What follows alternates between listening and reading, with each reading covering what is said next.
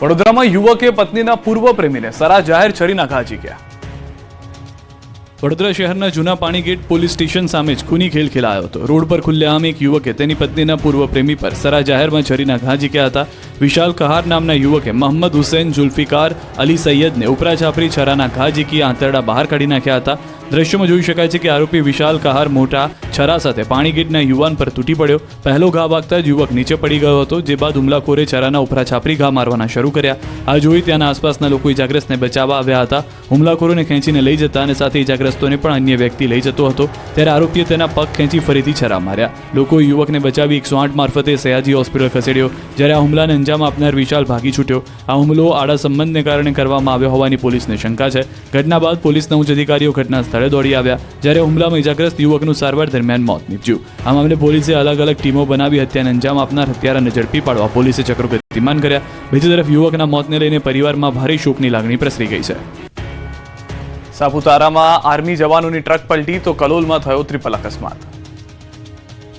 સાપુતારામાં બીએસએફ જવાનોને અકસ્માત નડ્યો છે। સાપુતારાના ઘાટ પર તોપ લઈને જતી બીએસએફની ટ્રક પલટી ગઈ હતી।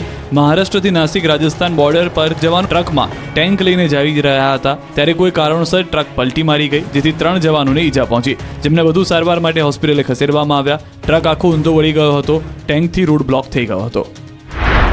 બીજી તરફ ગાંધીનગરના કલોલમાં ટ્રિપલ અકસ્માત થયો। કલોલ શેરથા રોડ પર પૂરપાટ જતી બસ, ટ્રક અને રિક્ષા વચ્ચે જોરદાર ટક્કર થઈ। ટ્રકની પાછળ રિક્ષા ઘૂસી જતા રિક્ષાનો બુકડો બોલી ગયો। બસમાં વિદ્યાર્થીઓ સવાર હતા। અકસ્માતથી તેઓ ડરી ગયા હતા, જોકે કોઈ જાનહાની થઈ નથી। આ બાજુ મહીસાગરના વીરપુરમાં અકસ્માત સર્જાયો। વીરપુરના બારોડ ગામ પાસે 2 બાઇક વચ્ચે અકસ્માત થયો। અકસ્માતમાં બંને બાઇક ચાલકના ઘટના સ્થળે જ મોત થયા। તાપીમાં પણ ટ્રિપલ અકસ્માતમાં 23 લોકો ઇજાગ્રસ્ત થયા। બાજીપુરા બાયપાસ રોડ પર મીંઢોળા નદીના પુલ નજીક પલટી થયેલી ટ્રકની પાછળ આવતા બાઇક સવાર ઘૂસી ગયા। પાછળથી પૂરપાટ આવતી લક્ઝરીના ચાલકે કાબુ ગુમાવતા ડિવાઈડર પર ચડી તો બસ પલટી મારી ગઈ, જેથી લક્ઝરીમાં સવાર 50 જેટલા મુસાફરોમાંથી 23 જેટલા મુસાફરોને નાની મોટી ઇજાઓ પહોંચી। ખાનગી બસ મહારાષ્ટ્રના અકોલાથી અમદાવાદ જતી હતી। દાહોદમાં લૂંટના ઈરાદે 4 વ્હીલર કાર પર પથ્થરમારો। ગરબાડાથી દાહોદ આવતા સોની પરિવારની 4 વ્હીલર કાર પર થયો હુમલો। ગરબાડાથી દાહોદ આવતા દેવધા ગામ નજીક કાર પર થયો હુમલો। કારમાં સવાર 11 વર્ષની બાળકીને પહોંચી ઈજા। પરિવારજનો તાત્કાલિક બાળકીને સારવાર અર્થે ખસેડી હોસ્પિટલ। પથ્થર મોઢાના ભાગે વાગતા 9 ટાંકા આવ્યા। સમગ્ર મામલાની જાણ પોલીસને કરતા પોલીસે તપાસ તેજ કરી। જામનગરમાં જર્જરિત ઇમારતનો ભાગ ધરાશાયી થતા એક મહિલાની ઈજા પહોંચી। જામનગરના મચ્છરનગર વિસ્તારમાં આવેલા હાઉસિંગ બોર્ડના 3 માળિયા જર્જરિત મકાનનો અમુક ભાગ ધરાશાયી થયો। આ ઘટનામાં એક મહિલા ઇજાગ્રસ્ત થઈ હતી, જેને તાત્કાલિક હોસ્પિટલ ખસેડવામાં આવી। માહિતી અનુસાર આ 3 માળિયા ફ્લેટો લાંબા સમયથી જર્જરિત હાલતમાં હતા। આજે બપોરના સમયે અચાનક જ મકાનના પારાપેટ અને છજ્જાનો કેટલોક ભાગ તૂટી પડ્યો। ધરાશાયી થવાને કારણે કૃષ્ણાબા ઘનશ્યામસિંહ જાડેજા નામની વૃદ્ધ મહિલા ઇજાગ્રસ્ત થયા હતા। તેમને તાત્કાલિક 108 એમ્બ્યુલન્સ મારફત જામનગરની જીજી હોસ્પિટલમાં સારવાર અર્થે ખસેડવામાં આવ્યા। ઘટનાની જાણ થતાં જ ફાયર બ્રિગેડની ટીમ તાત્કાલિક ઘટના સ્થળે દોડી ગઈ હતી। તંત્ર દ્વારા વધુ કાર્યવાહી હાથ ધરવામાં આવી હતી। વડોદરાના સયાજીબાગ બાળ મેળામાં થઈ ચોરી તો દ્વારકામાં થયેલી ચોરીનો ભેદ ઉકેલાયો। વડોદરાવાસીઓ સયાજીબાગમાં ચાલતા મેળામાં જાઓ તો ચોરોથી સાવધાન રહેજો। મેળામાં ચોરી કરતી મહિલાઓને સ્થાનિકોએ પકડીને પોલીસને હવાલે કરી છે। મેળામાં મહિલા મોબાઈલની ચોરી કરતી રંગે હાથે પકડાઈ ગઈ છે। દ્રશ્યોમાં જોઈ શકાય છે કે લોકોની ભીડ વચ્ચે મહિલા આંટા મારી રહી છે। લોકોનું ધ્યાન ન જાય તેમ મોબાઈલની ઉઠાંતરી કરી ફરાર થઈ જાય છે। કેટલાક લોકોએ મહિલાને રંગે હાથે પકડી લેતા મહિલાને પરસેવો છૂટી ગયો। બાદમાં પોલીસને સોંપી હતી। પોલીસે તપાસ કરતા મહિલા પાસેથી 5 મોબાઈલ સાથે 1.25 લાખનો મુદ્દામાલ કબજે કરાયો। તો દ્વારકાના ખંભાળિયામાં થયેલી ચોરીઓનો ભેદ ઉકેલાયો। શક્તિનગર વિસ્તારમાં રહેતો વિજય વનિત ગોદડિયા નામનો આરોપી ચોરીના મુદ્દામાલ સાથે ઝડપાયો। આરોપી દિવસ દરમિયાન ભંગારની રેકડી લઈને શહેરમાં ફરી રેકી કરતો, રાત્રિના સમયે ચોરીને અંજામ આપતો। આરોપી એક જ રાતમાં શહેરના 3 અલગ અલગ સ્થળોએ ચોરી કરી। એક મકાનના બ્રાસના દરવાજાના હેન્ડલ ચોર્યા હતા। એક દુકાનના 2 એસી કમ્પ્રેસર ચોરી કરી હતી।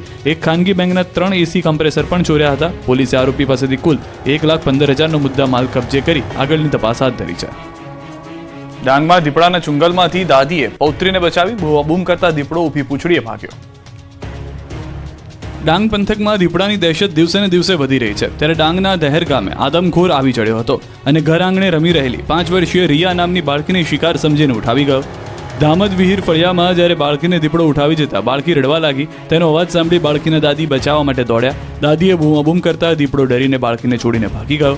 આદમખોર દીપડાએ બાળકીને ગળાના ભાગેથી દબોચી હતી, જેથી ઇજાગ્રસ્ત બાળકીને હોસ્પિટલ ખસેડી। બીજી તરફ આ અંગેની વન વિભાગને જાણ કરાતા દીપડાને પકડવા માટે પાંજરા ગોઠવ્યા। દહેર ગામમાં અલગ અલગ જગ્યા પર માનવ પક્ષી દીપડાને પાંજરે પૂરવા મુકાયા છે પાંજરા. છેલ્લા 2 મહિનાથી જિલ્લામાં માનવજાત પર દીપડાના હુમલા વધતા સ્થાનિકોમાં ભયનો માહોલ છે. આ તરફ છોટાઉદેપુરમાં વૃદ્ધ પર દીપડાએ કર્યો હુમલો તો સોમનાથમાં ખેતરમાં પણ નાખ્યા ધામા. છોટાઉદેપુર પંથકમાં પણ આદમખોર આતંક મચાવી રહ્યો છે. છોટાઉદેપુરના કોલી ગામે 65 વર્ષના વૃદ્ધ પર દીપડાએ હુમલો કર્યો. વૃદ્ધ વહેલી સવારે પોતાના ખેતરમાં હતા. તે સમયે દીપડો ખેતરમાં ત્રાટક્યો. શિકારની શોધમાં ફરતા દીપડાએ વૃદ્ધને શિકાર સમજી માથાના ભાગે હુમલો કર્યો. જોકે વૃદ્ધે દીપડાથી ડર્યા વગર તેમનો સામનો કર્યો અને દીપડાને ભગાડી દેતા મોતના મુખમાંથી પરત ફર્યા. જોકે દીપડાના હુમલાના કારણે ગંભીર ઈજા પહોંચી તો વન વિભાગને જાણ કરતા વન વિભાગના કર્મચારીઓ ઘટના સ્થળે દોડી આવ્યા. ગ્રામજનોની માંગ છે કે વહેલી તકે દીપડાને પાંજરે પૂરવામાં આવે. આ તરફ એક ખેતરમાં જાણે રખેવાળી કરવા આવ્યો હોય તેવા દ્રશ્યો સામે આવ્યા. ગીર સોમનાથના સૂત્રાપાડાથી ખાંભા ગામે એક ખેતરમાં ધોળા દિવસે દીપડાએ ધામા નાખ્યા. દીપડો જાણે કોઈ શિકાર હાથમાં આવે તેની રાહ જોતો હોય તેવું લાગી રહ્યું છે. લોકોને જોતા ઘઉંના ખેતરમાં દીપડો ભાગતા નજરે પડી રહ્યો છે. વાડી વિસ્તારમાં દીપડાના આંટાફેરાના કારણે ખેડૂતોમાં ભયનો માહોલ છે. અરવલ્લીમાં ઘઉંનું વાવેતર બગડે તેવા એંધાણ. હાલ મિશ્ર ઋતુના કારણે રવિ પાક પર ખતરો મંડરાયો છે. અરવલ્લી જિલ્લામાં રવિ સિઝનમાં ખેડૂતો દ્વારા મોટા પ્રમાણમાં ઘઉંનું વાવેતર કરવામાં આવ્યું છે. જિલ્લામાં કુલ 81,549 હેક્ટર જમીનમાં ઘઉંની વાવણી થઈ છે. શરૂઆતમાં ખેડૂતોને સારા ઉત્પાદનની આશા હતી, પરંતુ છેલ્લા 2 દિવસથી બદલાતા વાદળછાયા વાતાવરણ અને ઠંડા પવનોને કારણે ખેડૂતો ચિંતામાં મુકાયા છે.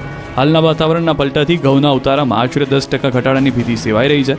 સાથે સિઝનમાં ભાવ ઘટીને મણના 400 રૂપિયા થવાની શક્યતા હોવાથી ખેડૂતોને આર્થિક નુકસાન થવાની ચિંતા સતાવી રહી છે. ઊંઝા માર્કેટયાર્ડ કમર્શિયલ બેંકના ચેરમેન વાઇસ ચેરમેનની વરણી. ઊંઝા માર્કેટયાર્ડ કમર્શિયલ કોઓપરેટિવ બેંકના ચેરમેન તરીકે પિયુષભાઈ અને વાઇસ ચેરમેન તરીકે પ્રિયંકાબેન પટેલની બિનહરીફ વરણી કરાઈ તો વહીવટી સંચાલન માટે મેનેજિંગ ડિરેક્ટર તરીકે રમેશભાઈ પટેલની નિમણૂક કરવામાં આવી. તમામ હોદ્દેદારોની સર્વાનુમતે વરણી થતાં સહકારી ક્ષેત્રમાં આનંદની લાગણી પ્રસરી છે. નવા હોદ્દેદારોની નિમણૂક પ્રક્રિયા શાંતિપૂર્ણ માહોલમાં સંપન્ન થઈ હતી. સહકારી ક્ષેત્રે મહત્વનું સ્થાન ધરાવતી આ બેંકના ટોચના હોદ્દાઓ માટેની ચૂંટણી પ્રક્રિયામાં તમામ હોદ્દેદારોની બિનહરીફ વરણી કરવામાં આવી, જે સંસ્થામાં એકતાનું ઉમદા ઉદાહરણ પૂરું પાડે છે. સુરતમાં ભર શિયાળે રોડ પર પાણીની નદી વહી. સુરતમાં ભર શિયાળે રોડ પર નદી વહી. જી હા, મનપાની બેદરકારીના કારણે લાખો લીટર પાણી વેડફાયું. પાંડેસરા પિયુષ પોઈન્ટ પર વાલ બદલવાના નામે પાણીનો વેડફાટ થયો. હાઇડ્રોલિક વિભાગની બેદરકારીને લઈને સ્થાનિકોમાં આક્રોશ છવાયો. એક તરફ પાણી બચાવવાનો સંદેશ આપવામાં આવતો હોય છે અને બીજી તરફ તંત્ર પોતે પાણીનો વેડફાટ કરે છે. ત્યારે તંત્રની બેવડી નીતિને લઈને લોકોમાં રોષ છવાયો. ત્યારે હાલ તો પાણીના વેડફાટનો વિડીયો વાયરલ થઈ રહ્યો છે. દ્રશ્યોમાં જોઈ શકાય છે પાણીનો ધોધ વહી રહ્યો છે, જેથી રોડ પર પાણીની રેલમછેલ થઈ છે. રાજકોટની ઉત્કર્ષ સ્કૂલમાં ધોરણ 11નો વિદ્યાર્થી 3જા માળેથી નીચે પટકાયો. શાળા સંચાલક દ્વારા ભીનું સંકેલવાનો પ્રયાસ. રાજકોટ શહેરની જાણીતી ઉત્કર્ષ સ્કૂલમાં ધોરણ 11માં અભ્યાસ કરતો એક વિદ્યાર્થીના 3જા માળેથી નીચે પટકાતા ચકચાર મચી ગઈ છે. શાળામાં ટ્યુશન ક્લાસીસ ચાલી રહ્યા હતા ત્યારે વિદ્યાર્થી ઉપરથી નીચે પટકાયો. વિદ્યાર્થી 3જા માળે પોતાના મિત્રો સાથે વાતચીત કરી રહ્યો હતો. અચાનક સંતુલન ગુમાવતા તે બારીમાંથી નીચે પટકાયો. સદનસીબે વિદ્યાર્થી નીચે પડતી વખતે એસીના આઉટડોર યુનિટને પકડી લેતા તેનો જીવ બચી ગયો અને તેને માત્ર સામાન્ય ઈજાઓ થઈ. સારવાર માટે શહેરની ખાનગી હોસ્પિટલમાં ખસેડવામાં આવ્યો. સમગ્ર મામલે શાળા સંચાલકોની નફટાઈ સામે આવી. મેનેજિંગ ટ્રસ્ટીએ સીસીટીવી ફૂટેજ જાહેર કરવાનો ઇનકાર કરતા શંકાઓ વધુ ઘેરી બની. ભીનું સંકેલવાનો પ્રયાસ થઈ રહ્યો છે. બીજી તરફ રાજકોટના જિલ્લા શિક્ષણ અધિકારી દીક્ષિત પટેલને ઘટનાની તપાસ માટે 3 સભ્યોની કમિટી રચી છે. કમિટી 2 દિવસમાં પોતાનો રિપોર્ટ આપશે. અમદાવાદની ગુજરાત યુનિવર્સિટી બની દારૂનો અડ્ડો. હોસ્ટેલના ડી બ્લોકના ધાબા બાદ પાછળથી 100થી વધુ ખાલી બોટલો મળી. જ્યાં ભણતરના પાઠ ભણાવવામાં આવે છે, જે માં સરસ્વતીનું ધામ છે, તે જગ્યા હવે દારૂડિયાનો અડ્ડો બની ગઈ છે.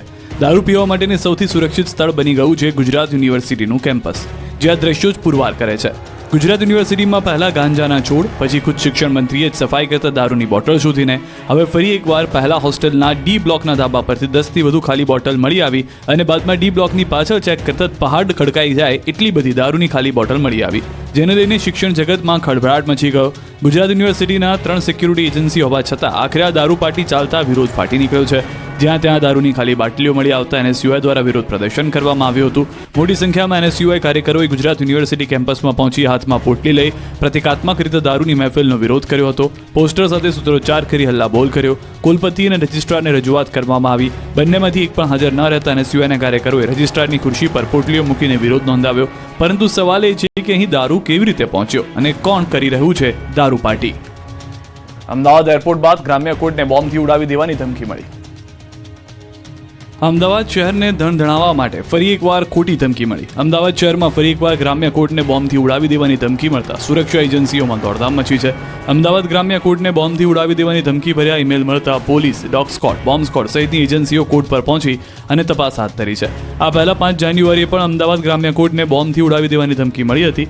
બાદમાં ફરી એકવાર ધમકી મળતા સુરક્ષા એજન્સીઓએ તપાસ હાથ ધરી હતી. અમદાવાદ પોલીસ, બોમ્બ સ્ક્વોડ અને ડોગ સ્ક્વોડ સહિતની ટીમો કોર્ટ સંકુલમાં પહોંચી તપાસ હાથ ધરી તો ફાયર વિભાગની 3 ગાડીઓ પણ ગ્રામ્ય